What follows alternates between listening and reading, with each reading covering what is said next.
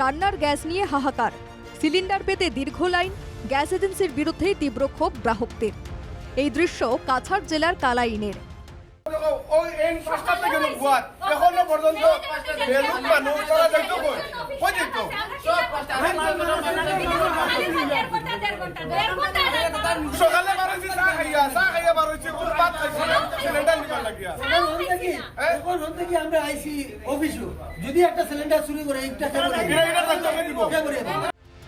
Gas সরবরাহ নিয়ে তীব্র অনিয়মের অভিযোগ কালাইন ইন্ডিয়ান সার্ভিসের বিরুদ্ধে। সিলিন্ডার ডেলিভারির আগেই গ্রাহকদের মোবাইলে চলে আসছে ডেলিভারির মেসেজ, কিন্তু গ্রাহকরা পাচ্ছেন না সিলিন্ডার, এমনই অভিযোগ গ্রাহকদের। একই সঙ্গে উত্থাপিত হলো সিলিন্ডার কালোবাজারির অভিযোগও।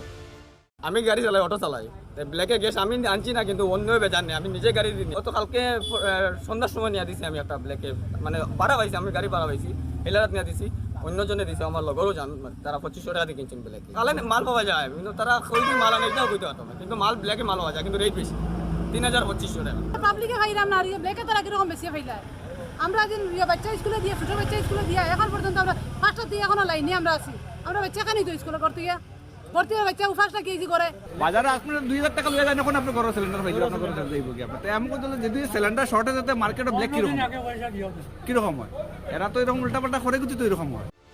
মধ্যপ্রাচ্যে যখন যুদ্ধ তুঙ্গে ছিল, তখনও ডোমেস্টিক গ্যাস সিলিন্ডার সরবরাহে তেমন প্রভাব পড়েনি অসমে।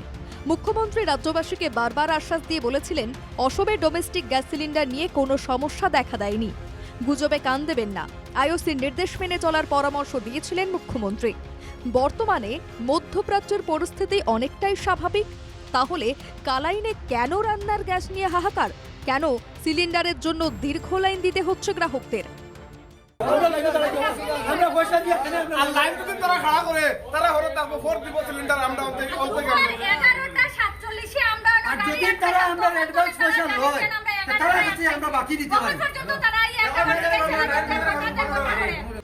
এ ব্যাপারে প্রশাসনের দৃষ্টি আকর্ষণ করেছেন কালাইনের এলপিজি গ্রাহকরা।